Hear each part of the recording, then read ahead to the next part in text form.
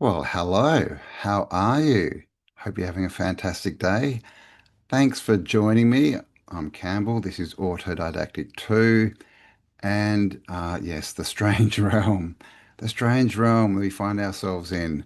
It's kind of fastly turning into two realms, though, isn't it, right? The 2D world on the screen, all this stuff that they're bombarding us with that we can't really, prove is true or not, especially when we see what's going on with AI, right, and how advanced it's got. I mean, who knows how long they've had it? At least a couple of decades, I would think. So, it really, we have to wonder and ask the question, like, what is actually real? What has been real over the last few decades, ever since the internet was introduced, right? And it is a net, right? It's designed to catch us, the World Wide Web. But let's get in and have a look at the strange realm that is being projected at us. Machiavelli tells us to never play fair in a game where others cheat. Fairness is a weapon invented by the weak to restrain the strong. The man who clings to rules while others conspire against him is not noble, he's prey. In politics, in war, in power, the one who cheats first writes the law, and the law always favors the victor. To face treachery with honesty is to step into battle unarmed. If your rivals poison the well, you do not purify the water. You claim a sharper poison of your own. Morality is praised only after the crown is secured. Until then, survival belongs to the one who bends the rules, breaks them, and replaces them with his own. The history of rulers is not written by the fairest player, but the one who won at all costs. And once you win, no one dare call it cheating. They call it strategy. Victory forgives all methods, and defeat justifies none. The world does not reward those who follow principles. It rewards those who understand when to abandon them. Wow, controversial, hey? But I see what he's saying. That's from Machiavelli, as he said. And, this is how the elites work, right? Like it's winner takes all. And, you know, this is this is one of the points that this is what education is and all this spell casting. It's to just basically make us comply and think, well, this is it. We can't do anything. It's just the way it is. We have all these phrases, right? Like everything happens when it's meant to. Um, and basically what that means is just put up with the crap. Just put up with it because it's meant to happen, right? Until the time when whatever is supposed to come through. And, to me that's a program, that's spell, that makes us sit in this defeatist place where we think that we can't do anything. And when we do and we try and, manifest, that's a big thing, right? Manifesting. If it doesn't happen, we're like, oh well, that's just the way it's meant to be. I'm in the right place. Everything will happen when the time is right. But is that true? Or is that just a spell getting us to put up with stuff, right? To keep working, to keep it within their system, until we pass, basically, right? Because this is what happens to most people. And, we don't often stand up and say, well, hey, we just need to win this war. Because clearly the people that we're up against, they have no morals or ethics or anything like this. And I'm not saying that we should have no morals or ethics. Definitely we should. But, when we identify that there's an enemy, especially one that is poisoning the air, poisoning the water, poisoning the food, poisoning our minds with the education, with the media, the movies, the music, all this stuff. It's a full-on attack, right? Basically, what we need to do is just win the war, right? And if you try and win a war, sticking, to morals and ethics and all this, and just trying to be a good person, and your enemy doesn't do that, then you're going to lose, right? So. And I'm not going to say I totally agree with what he said, but there's definitely some points in there that, I would agree with. And I think that we've been put in a place where we just accept things and we, just take it as, well, this is just the way it is. But is it? Because I believe that everything is energy and that we are creators. And as long as we're believing that this is just the way it's meant to be, what we're saying is we can't change it and we're not creators, right? So yeah, let me know your thoughts. It's a bit of an interesting one, that one, different perspective, but let me know what you think about it because I would be interested, in what your thoughts are. Should we just comply and just um, go into this battle, this war, trying to just be, the love, the light, all this kind of stuff, or do we just need to get rid of this parasite? It's an interesting clip, so let me know your thoughts. So this just disrupts anything that's wireless. Protocol kill, here we go. Kill Wi-Fi, kill video cameras, meaning wireless cameras, doorbells, kill RC, like drones, RC cars, anything that uses a remote controller, just kill that frequency. I can choose which one, so let's say I do wireless camera, it will knock those cameras immediately offline. The last thing I'll show you with this device, the sour apple attack. Do me a favor and unlock your phone real quick. Join this Apple TV. Keep hitting X. You're in airplane mode right now. Wireless audio sync. Probably shows your iCloud ID, right? Yeah. Little OPSEC mistakes that Apple makes right there that I could have pop up on someone's screen. Transfer phone number. Set up Apple Vision Pro. But it makes it so your phone's unusable even if you're in airplane mode. And the only way to avoid that is to go into settings and disable Bluetooth. You can't use it with that many notifications popping up. The older versions, it crashes the phone completely. I want one of these too. Yeah, I can ask them to send you one. Great. They 3D printed it for me. Well, EMPs, hey, electromagnetic pulses to shut off the L grid, right? The electronics, and I want one too. This is what we need, to be able to take down drones, to be able to take down all this surveillance electronics that they have everywhere. And yeah, I would love one. And this is kind of what I was talking about in the last video, is, that may not seem like an ethical and love and light way to fight, the L, but it works. And that's exactly what they're doing with us, right? So sometimes we need to take on different tactics, right? And 3D printer, has anyone got one? Does anyone want to make me one? Because I'm into it. But like this is the kind of thinking that we need. This is the kind of defense that we need. And I think I've been asking for a long time, where did we find handheld EMPs? And it looks like they're out there. So do you want one? Let me know in the comments. Right away, I'm like, how the fuck do I explain this? But then while I was in Florida, I found it. Between the metamaterials and at the base, when you get to nothing else except you and your body, you have 4 layers. Physical, emotional, mental, and spiritual. And those layers are in the IEEE of biophotonics and quantum steering. And these metasurface materials have multiple different commands, code, that AI can execute to start changing cellular state back and forth, up and down. And what you're going to tell me is, again, I'm just projecting kind of at this person's question, not this person. Well, there's no way that you could feel it. You need AI. That's because they took it away from everybody for 150 years. When I was a kid, they had this fucking tech. And I was the one that was the control. Because I kick your ass. Always hear you coming. Always see what you're fucking doing. Because I'm natural. They copied telepathy, empathy, precognition. It's inherent in human tissue. They suppress it so you can't grow your own internal organs properly or use your own fluids or your brain. Which is horrible. That is absolutely horrible. So for me, I taught the synergist block, shock, shunt, and shield that the Lord rebuke thee, amen, because I knew there was a mathematical operator going on. I could hear Juniper networks, I could hear the software, user datagram protocol routing through my tissue. I'm like, fucking get off of me. But in 2019, that was the last year before I felt the nano throat punch me in the side.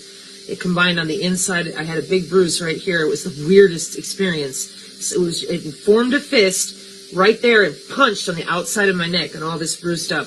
And I was like, I don't know what the fuck that was, but it ain't happening again. And I kept researching. This was before I was online. Then I ran into artificial neural networks and generative neural networks. And I didn't know at the time what that was. It was when I was leaving Brighteon last year. And that came out of nowhere. I thought I'd lost my fucking mind. Because while I'm doing my, pushing all the energy off, here comes this cyclical little oscillatory line. Almost looked like that Sentinel thing in the Matrix movie. And it's coming from it's like the wave is coming in. And I can feel that wherever it's coming from, it's building current. I'm like, not a fuck with that. Get away from me, because that's exactly how we set up and start attuning or attenuating and tuning your environment before we start moving those molecules into range. That was a generative neural network, and I was right. There was a Boeing test for mid-Earth orbit satellite. Now, these people connect using a whole lot of different properties, materials, and by connect to their cyber-physical backbone if they're in the major cities. But when you're traveling or you're using wormholes in liminal spaces, there's other ways to go about that. The point is that when that oscillation is coming through the atmosphere and you are aware of your own body part fully and completely, you're going to hear it ahead of time. Sabrina dropping F-bombs. Wow. But yeah, everything is frequency, right? This invasion that's happened is based on frequency. The frequency had to be changed, from a positive high frequency to a lower one where basically it brings our frequency down and makes us more controllable. And this is why we all need handheld EMPs, right? To take this grid out, the L grid, the control grid, because that's what it is. It's a frequency grid. And you may have heard that 6G they're trying to roll out, and the end result of 6G is they're trying to turn us into the antennas, because that basically they just want to, it's the transhuman agenda, right? They want to turn us into cyborgs, right? We've seen this everywhere, and the frequency, you can see these frequency weapons everywhere. You see it in the clouds. You see those funny clouds, right, with the waveform through them. You can see it in the ocean. Did you ever see the videos on the square waves? All these different things. It's all frequency that they're using against us. And obviously, the 2D world, right? All this stuff, it's all frequency. It's all getting us into the frequency that the L, want us in so that we're more controllable. So again, let's get EMPs, an army of handheld EMPs. We could take this thing down, right? And I guess this also goes back to the first video of, how are we going to really make a difference here to fight this war? Because, we can see it coming in, but we don't have many solutions. And obviously, one is to get out of the 2D world and back into the 3D world, but that's not necessarily going to stop the encroachment of their system. We actually need to take it down, just like they took down our frequency system, which were the bells, the cathedrals with their organs and choirs, right, that were creating harmony, harmonious frequencies, right, harmonies. That's music, right? It's all frequency. So this is really a frequency war. But let me know your thoughts in the comments. And also, guys, if you do like this content, please do give me a like, subscribe if you haven't already, leave comments, and share it around so we can get this information out to other people. If you're not aware of this, in Australia in December, on top of a whole lot of social media junk, some search engines will start to require you to add an ID to use them. And I really want everyone to be self-hosting as much stuff as they possibly can. Nerves are tingling because of this. So let's talk about what you can do about it. First off, let me just cover what a search engine is. Essentially, a search engine is a tool that will spider and crawl every single website, find a link, and then where does that go to, and record all of these links. It creates a massive database and lists all of the links and websites. It then tries to understand what that site is about, what's on that page. Then when you send a request, call TikTokers to follow, it will then do a lookup in that database of it's got and then serve you a list of the results. That is a search engine. Basic. Quite basic, but incredibly complex. So the two that I'm aware of that will start doing this is Bing and Google. Bing, whatever, Google, it's a problem. So if you don't want to self-host or build anything or whatever, the way you get over this is use something like Yahoo or Brave or DuckDuckGo, Baidu, Yandex. Baidu is Chinese and they don't request this information. Yandex is Russian. They don't request this information. Only Australian government is forcing people to put in an ID for Google search. It's very simple to change. All you do is go into your browser settings. Doesn't matter what browser, it's all going to be the same. Find the search engine and you will be able to select a different search engine. And that's it. It will just default. But if you type google.com to go to Google to then type in something, you're going back to Google. So that's how you would change it. There are other options. So some options are ChatGPT or Perplexity. They're AI. They are okay. But to get the most out of them, it's paid. Same with Kagi. It's a paid service. If you want to use an AI search and you would consider self-hosting, then Perplexica is a self-hosted Perplexity clone, and you would connect up something like SERP API or SERPA. Now, these are tools that are essentially APIs that will go and do the search for you and bring the information back. That's an option. Honestly, you could vibe code your own engine and use one of these two as the go to Google and get the results for me. But while this is self-hosted, these are paid services per query. Now, the other option is searching. Searching is self-hosted. If you go to search space, SEARX.space, it will give you a list, all of the public instances that you can get to searching. As you can see, all public and open. Are they tracked by someone like Oracle, who just bought TikTok and is very into other American government tracking things? It's possible. But you can also self-host your own instance. And that is incredibly simple. Docker, download, run. Simple as that. Let me show you some of the preferences. You can set up default categories, change your interface a little bit, set privacy. You can select what engines you want it to use. So it can use Brave or DuckDuckGo or Google. I don't know if this would be coming from an Australian IP. Is that going to be blocked? I don't know, but now I don't have to worry. And you can enable as many as you want. Images, videos, maps, it's exactly what you would expect. And it's not super fast, but if you just set your autocomplete, I'm just going to have it to DuckDuckGo for now, hit save. Then I'm going to search for Benjamin S. How will I show? I do. There's me.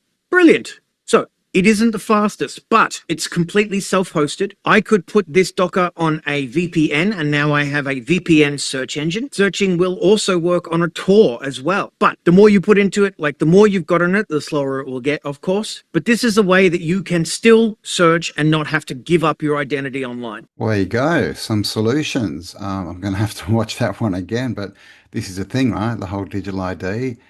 He was talking about Australia. Australia is in 9 days, they say, on the 10th.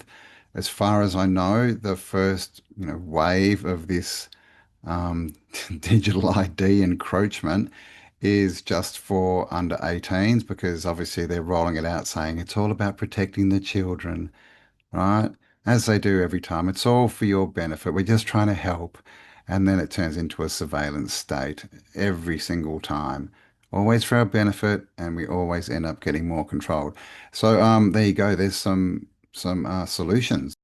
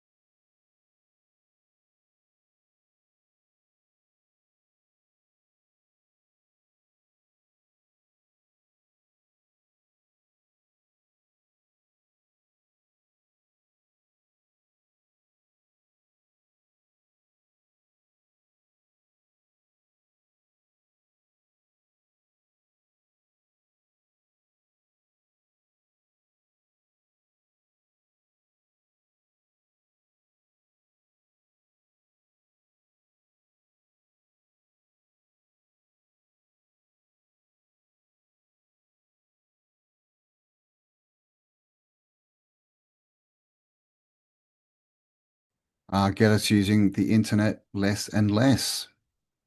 And that's a good thing. Digital ID. No consent, no contract. They can't force you into digital ID, because in law, everything is contracts. And contracts need consent. In the Digital ID Act 2024, Section 74 spells it out. A participating relying party must not, as a condition of providing a service or access to a service, require an individual to create or use a digital ID. That's the law. They can't coerce you. They can't make it the only way. And if they offer an alternative, it can't be fake. The Act says it must be reasonably accessible and not substantially less favorable. Why? Because even the system admits, without consent, there is no valid contract. They need you to agree. Your yes creates the bond. Your silence or refusal breaks it. So remember these words: no consent. Quote Section 74. Show them their own act. Because without your agreement, their contract collapses. Digital ID isn't mandatory. By law, it's voluntary, and consent is the key. No consent equals no contract. Digital ID Act 2024, S.74. Thank you and God bless. Commonwealth Custodians Community. No consent, no contract. So there are definitely ways to get around this digital ID, which of course they're telling us we all have to do, and they'll keep pushing that, right? They'll keep saying it's mandatory. Well, they will get to it's mandatory at some point. They will, say they're going to take away rights and all this other kind of stuff, but it's in their law, and this is their downfall is they are reliant on their own law, their own script, because this is how they control us. This is what they use to control us, but there's always ways around it. So there you go. This is for Australia, obviously, where I am, but there'll be similar things in all, at least Western countries, which are basically, all the same law, right? The maritime law that they try and enforce upon us. So this is why I'm not worried about the digital ID because I know that there's loopholes. I know it's all consent, and I know there's always ways to get around what they push on us. In general, right? And this goes to everything. This, goes to tax. Tax is the same thing. You have to consent to it. They tell you that it's mandatory, but it's not. You just need to look through their actual own law and you'll find that they tell you it's voluntary, right? As is everything. So no consent, no contract. If you're looking for these channels as well, on all the videos, it tells you what channel they're on if you want to go and check them out again, or that their other content. Do that. So that's for Australia, but like I said, everywhere else, America, UK, Europe, there will be similar acts that you can quote to them, and basically get around their silly rules. Well, we all know the under 16 social media ban will come into place next month, but do you know what else is coming in for Aussie adults? As of December 27, Australians will be forced to upload government issue IDs every time they search the web while they're logged in. Google, Bing, it doesn't matter. No ID, no search. Now, the reasoning is protecting kids from adult content. No doubt that principle has benefit. We all want to keep our children safe. The reality, though, some critics say, is a full-scale experiment in digital control. Mandatory ID uploads for all users, teenagers, seniors, everyone. Facial recognition or digital ID linking is the, quote, convenient alternative. No opt-out, no transparency, just compliance on behalf of the public. Now, China is one nation where this is in place already, but on a much larger scale. Their cyberspace ID is a government-run initiative aimed at linking citizens' real identities to their online activities. Though the government described the ID as voluntary, some critics say it may become mandatory by default. Access to essential online services, including payment systems, messaging, computing apps, could depend on possession of a digital ID. Once legal usage becomes compulsory, refusal would effectively block a citizen from daily life online, which in turn would flow into reality. That age-old idea of someone is always watching, it's no longer a metaphor. Now, this has not happened in Australia, and it's not happening to this extent on December 27. However, critics fear that this may just be the beginning. Your money, your data, essentially your whole life stored in the one place. Does it sound convenient or concerning? Would you feel safer knowing your information is in one government-controlled spot, or should you, the individual, be able to choose where your personal data is kept and who can access it? Well, that's the mainstream view, and this is what they're going to keep pushing, right? Is it's mandatory, and you'll be, shut out of the internet and all that sort of part of society if you don't comply. And this is what they're going to keep pushing, and they keep referencing China and all this kind of stuff. But as we've seen in the last couple of videos, there's ways around this, right? You don't have to comply, you don't have to give your consent. And I find it interesting that in that first video when he was talking about the websites, that one of the websites that doesn't track you is Chinese. Right, so and I've said it before, we don't know what's going on in China. We get all these videos and this, and it may be happening, but it may not as well. There's blurry lines in there, right? And it's really just all propaganda, but it's to put it into our subconscious mind, right? To get us used to the idea that we don't have a choice. So when they then put these things out, everyone just complies because they think they have no choice. But it's not true. And the other thing is that he said it was coming in on the 27th. Now, I've heard that it's the 10th that it's coming in on. And as we can see here, digital ID in Australia is a secure, voluntary way to prove your identity in the online community using Australian government ID. So it says right here it's voluntary. Let's just see what date it's coming in. So, gosh, this is old. Now it's saying it's November 30th, which was a couple of days ago. So when is this coming in? Date of implementation. And it says, and this is AI, bloody hell, 30th. They're saying 30th digital Australian government, it's coming. Legislation is coming. Legislation. And this is, oh my, so they can't even get their story right. Now it's saying the 1st of December. So what is going on here? They don't even have their act together, right? Digital ID Act, and an act is not the law, by the way. It's just it's them acting like they have control over us. This says commencement date 30th of November. So what is going on? I mean, I don't even you can't even find what day it's coming in. Verify me, the timeline of Australian digital ID. God, they're pushing this, aren't they? Um, do we have a date? First phase. Oh my God. See, even here it wants me to agree with stuff, but here it's saying the end of 2024. So, they don't even know. They haven't even got their act together enough to give us a date, right? When we just try and search this. December 1st.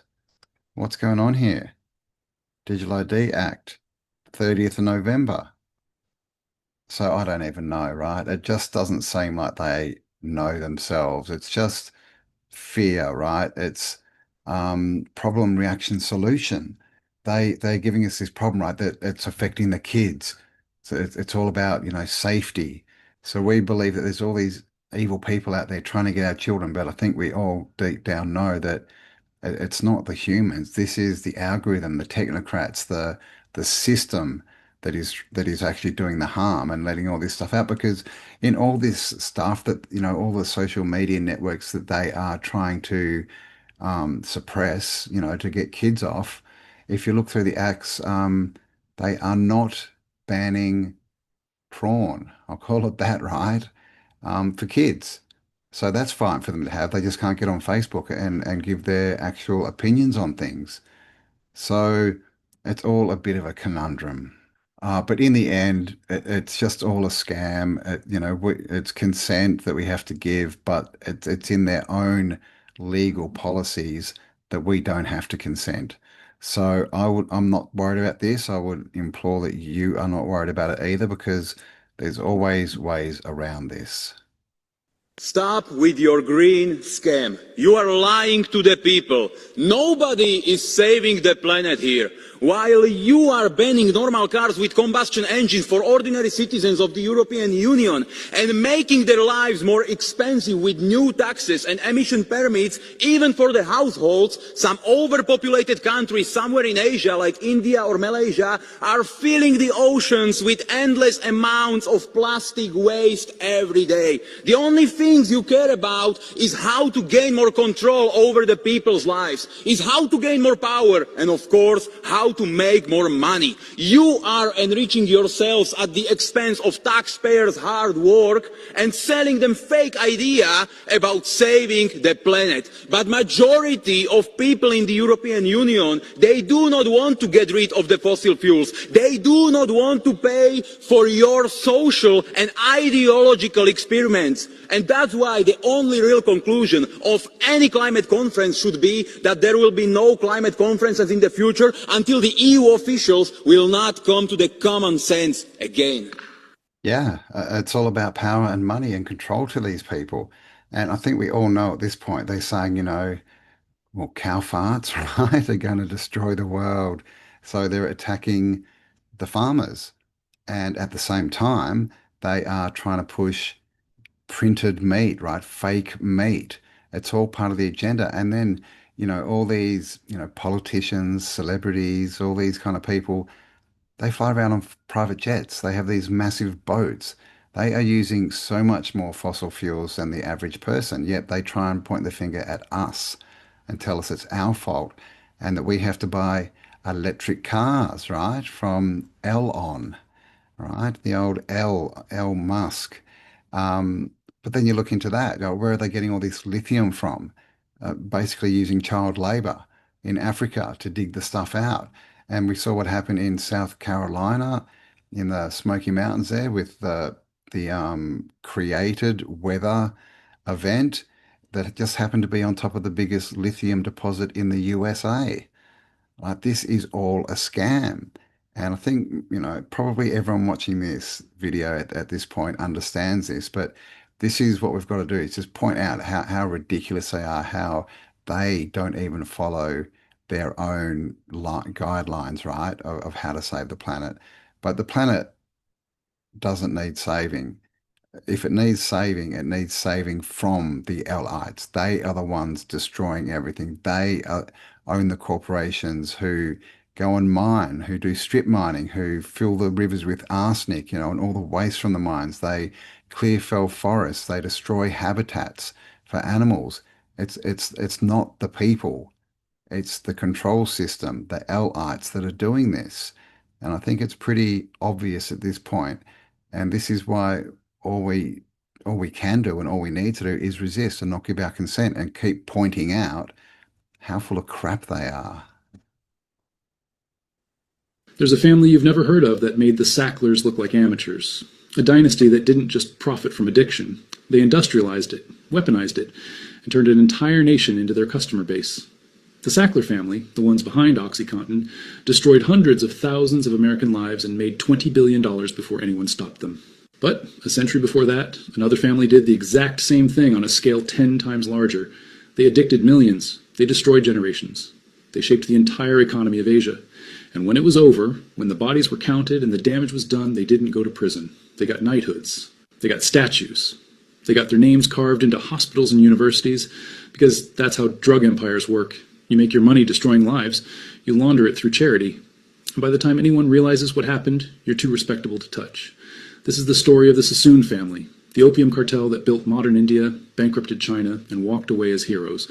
And if you think this is ancient history, if you think we learned our lesson, look at your medicine cabinet. Because the same playbook is running right now. The names changed, the drug changed, but the con is identical, and it's happening on an even larger scale. Let's start in 1832. A Jewish merchant family flees Baghdad. They're running from persecution, from a governor who's squeezing them for money, threatening imprisonment, maybe worse.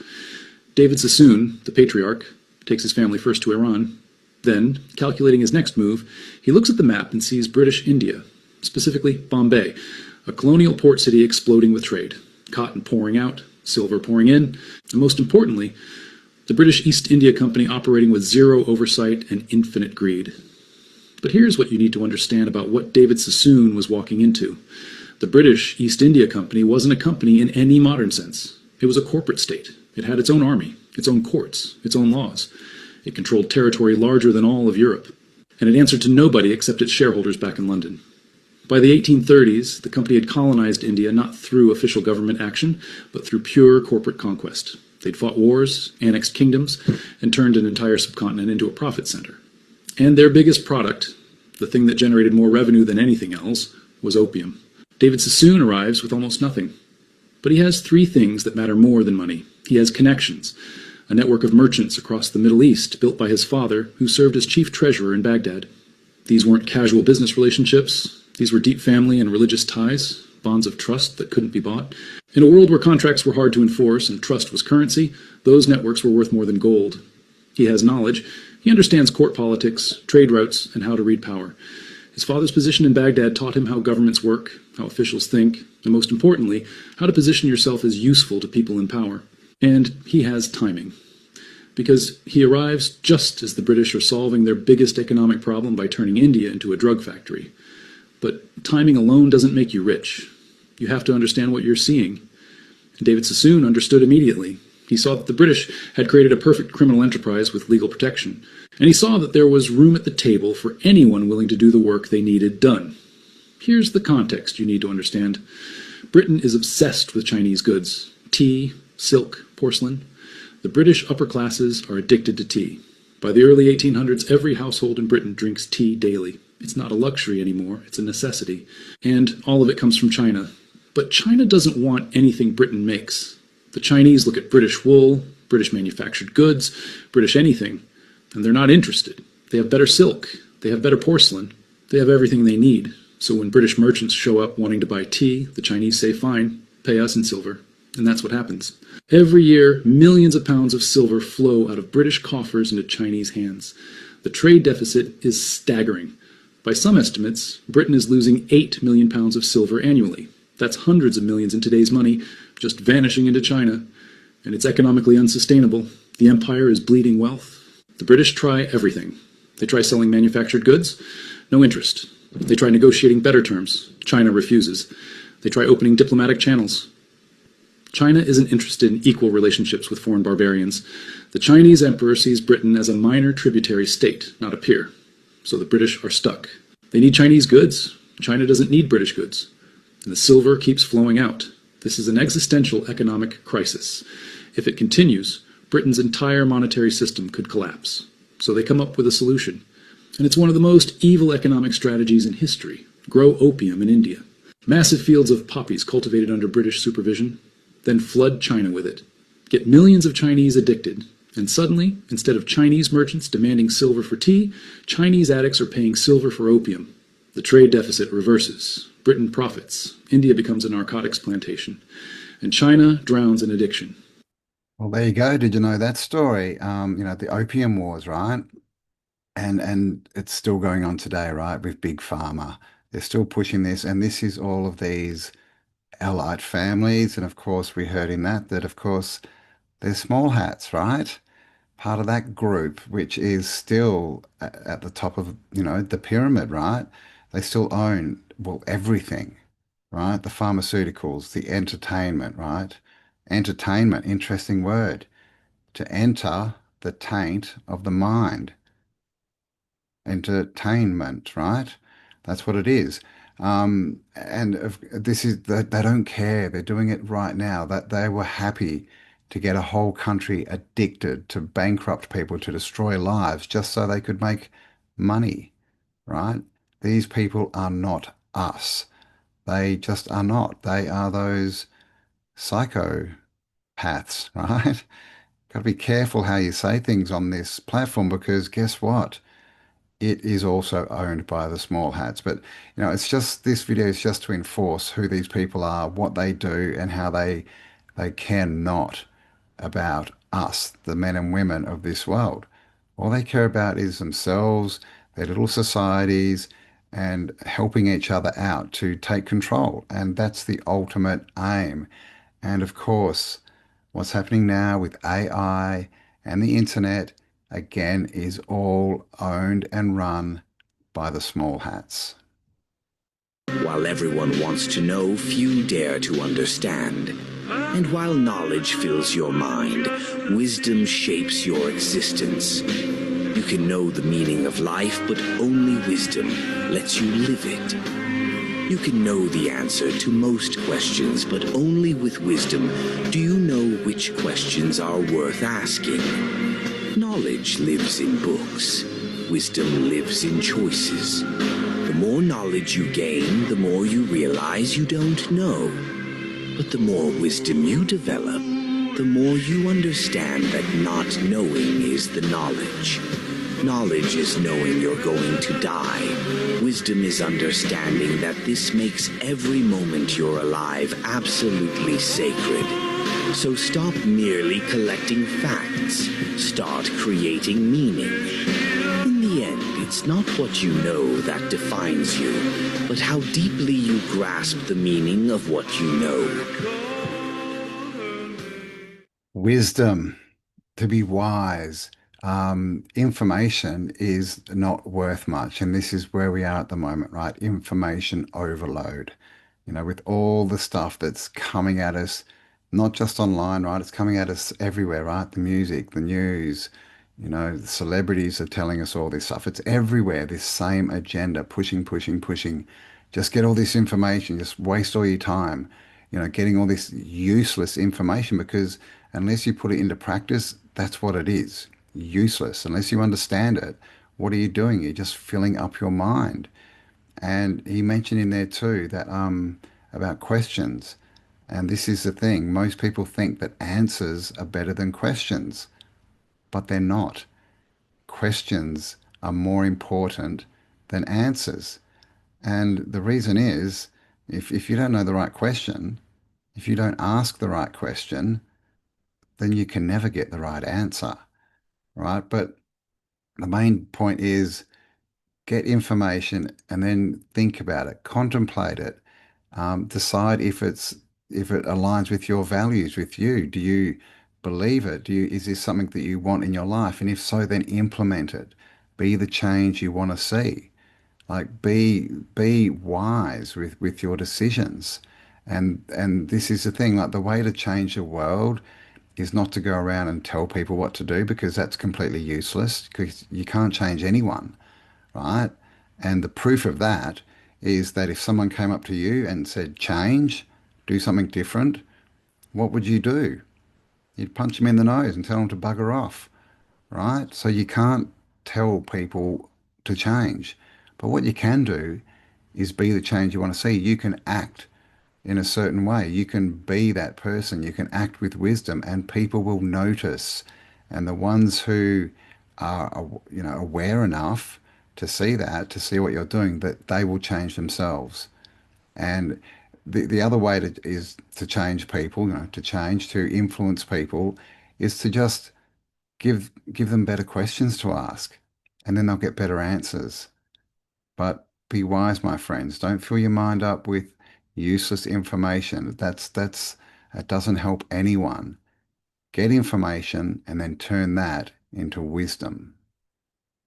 Have you Googled Slim Sperling? In 15, 20 minutes, you'll just fill your head with wonderful things about tensor rings. You take two copper wires and you twist them, and they will twist into a approximate 45-degree angle. We do it to sacred numbers that we got from the Egyptians that are very old, 3,000-4,000 years old. So we call it the sacred cubit number or the cubit number. It varies by a couple of inches. So you measure the length, bring them together. Solder is too soft, so if you can braze them, if you have a brazing, which is just a small form of welding, weld them together, braze them together, and then wear them around your wrist. That will interact with the energy that comes out of your body in a positive and beneficial way. That's why people have bracelets, and that's why they have tensor rings on their computer desk or wherever, because that energy goes everywhere. Energy is all around us.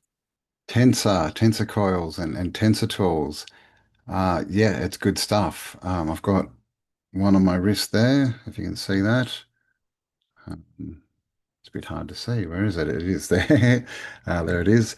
I've got this stuff everywhere. Here's another one. I put my water, my drinks on that because everything is energy, like I've said so many times.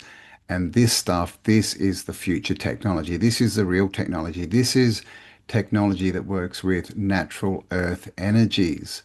And that's what we are.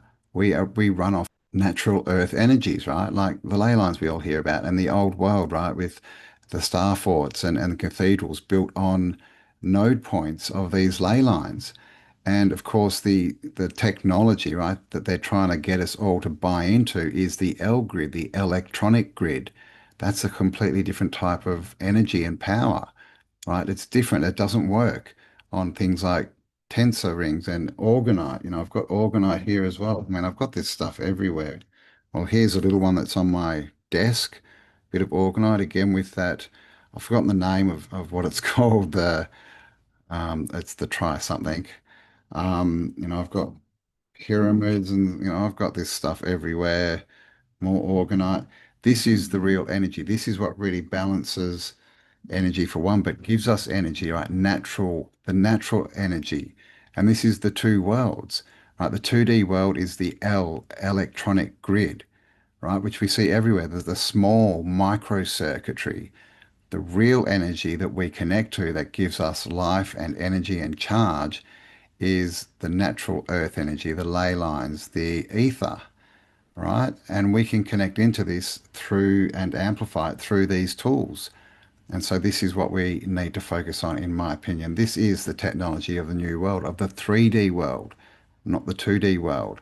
And I actually did an interview with my mate Cameron, who makes all this stuff. He's made my band I've got and some of the orgonite I've got. So I'll leave the link below. Go check that out. Interesting stuff. And he actually makes it as well if you want to get anything made, but you can make it yourself if you look into it. But he does custom pieces, you know. So go check that out. I'll leave the link below. But this is the choice we have. Are we going to, you know, go into this 2D world, the microsystem, or are we going to go back to the natural energy, the natural earth energies, which are the macro system, right? Which is the old grid again. This is why all the old cities had canals, right? They were all built on natural energy points, and the cathedrals. This is why you get temples built on temples built on temples, because it's the placement on the earth of those temples and cathedrals and whatever else you want to call them, right? This is why they were healing. They were healing centers. There was nothing to do with religion, right? To the re-legion, right? A legion is an army, right? Re-legion, right? Do it again. Get back in the army. So it's all a scam, guys. And this is where we are. This is a choice we have. Are you going to go forth into the 2D world that they're trying to get you in, the control system, or back to the natural system? Because I choose the natural system, nature, because that's what we are. These guys just found a 2,000-year-old Roman mosaic chilling underneath a sidewalk in Croatia. But this is weird because that pattern is in the oldest Egyptian temple in ancient China and in ancient Sumer. You know it, you've probably seen memes about it. It is the flower of life, and it's one of the only patterns that you can see from galaxies down to cells. But the ancients saw it like a QR code that connected your little mind to the big mind. They were able to simplify reality using bubbles. You create a sphere, and then go to the edge, and then make another one, and then keep repeating that, you get the pattern of the flower of life. Now if you connect all the centers of those spheres, you get this. This is a vector matrix. It is the simplest pattern that can divide space. In it are a bunch of symbols used by Hindus and Buddhists and even the ancient Hebrews. The Sephiro is 1/10 of this shape. It even trickled down and got hidden in Christian art. That tree creates pathways through this matrix. Some say to the source. The pathway is navigated using this thing. In ancient Egypt, they called this the Merkaba. Quite literally means light body, plugs you into this matrix. Surprisingly, that shape is actually used to mix sound and light harmoniously. They described it as two counter-rotating tetrahedrons, one spin up, one spin down, just like the quantum daddies tell us. If one spins up and one spins down and you smush them together, they create that shape and also create a double helix, which we now understand is a fractal antenna. So Big Mind connects to your mind like an RC car using the helix. Created by the Merkaba, plugged into the matrix of everything. Big Mind has to have something to control, so it gives instructions. Luckily, any shape can be created using our original shape as a blueprint. The wildest part is most people don't even notice that it's right on the pattern on the mosaic. The ancient mind did not see material science as separate from conscious or spiritual science. Everything was connected and easier to understand. It's a more efficient way to think, and it's more fun to learn. I would like for that to come back. Only got a minute to hold your attention on here, you squirrel. So if anything in this video blew your mind, this goes way deeper. I make explainer videos with it, and it's super cheap because my birthday's in a few days. You can find it in that link or right there. And please remember, nobody loves you more than I do. Well, you know, your dog or your parents, your family, me, we might love you more than he does. But you know, love is the power, right? Like that's the natural nature grid. But the flower of life, it's everywhere. It's actually laser engraved into the Temple of Abydos in Egypt. It's under the paws of the lions on the hidden city in China. It's everywhere, like he said. And when you expand that into a 3D, you get the well, it's the matrix with the well, I've forgotten what he called it, but basically it's the 64 tetrahedron grid. And Nassim Haramein talks a lot about this. Nassim, Nassim Haramein. Nassim Haramein. He's done a lot of work on this, and I was, I was binging on his videos back 10, 12 years ago. Lots of good information there, but this is all the natural grid. And yes, he said the matrix. The matrix, the same, this is spell casting. They've got us all thinking that the matrix is like from the movie The Matrix, right? The L grid, the electronic grid, but it's not. Matrix actually means womb, right? The place where we all came from. So as we can see here, the word matrix comes from the Latin word matrix, meaning pregnant animal, which is derived from matter, interesting, or mother, originally referred to a womb, and was then extended to mean any source, origin, or medium where something develops. So again, it's spell magic. And this is why wisdom is so much more important than information, because if you just spend your hours watching videos, everyone will talk about the matrix as the electronic grid, the L grid, the overlay, but it's not, right? And it doesn't take a lot of searching to find this kind of stuff. You just have to have the will to turn your information into wisdom. You just need to ask better questions. And it's all spell casting, so many things like 33. 33 means ascension, right? It's the 33 vertebrae in our spine that goes up to our temple, right? The temple in our skull, and the third eye, and all this kind of stuff. Christ is chrism, the chrism fluid that, once you have once you've risen your kundalini, as they call it, your energy up your 33 degrees, your 33 vertebrae, you get the chrism fluid in your third eye. And Christ means the anointed one, right? Anointed with the chrism fluid. So these are just, a few examples of the information that is put across the internet and all these, different mediums. It's not necessarily true. You need to think deeper. You need to look deeper. You need to ask better questions, because we have all the answers already, guys. We've got them. We know how to sort this out. We just need to turn our information into wisdom, turn that wisdom into action. But there you go, guys. That's another one done and dusted. I hope you enjoyed that one. It's just how do we get out of this L grid, right? Let's call it that, not the matrix, because it's not, right? The matrix is creation, which is nature, right? The creator. But yeah, please do leave me your comments. What do you think about these videos? I'd love to hear. Also, please give me a like if you enjoy this content. Share it around. And if you're not subscribed, what the bloody hell are you doing? Hit the subscribe button, hit the bell button, all that kind of stuff. And stay awesome, because you are. And I'll talk to you all on the next upload. Bye for now.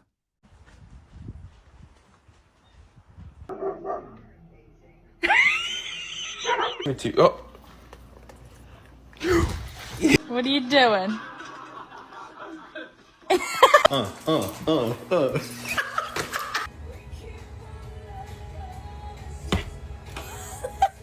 You got eight. Let me see. Do you got the rock? No, get over here.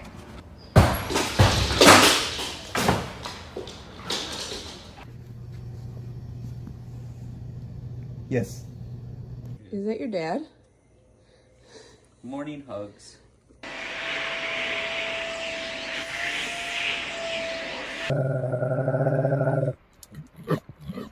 Just gonna trim the nails up a little bit.